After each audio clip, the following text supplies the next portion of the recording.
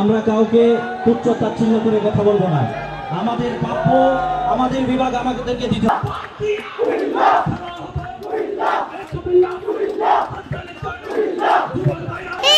আপনার সাল্লিহান কুমিল্লার নামে বিভাগ চাই দিতে হবে।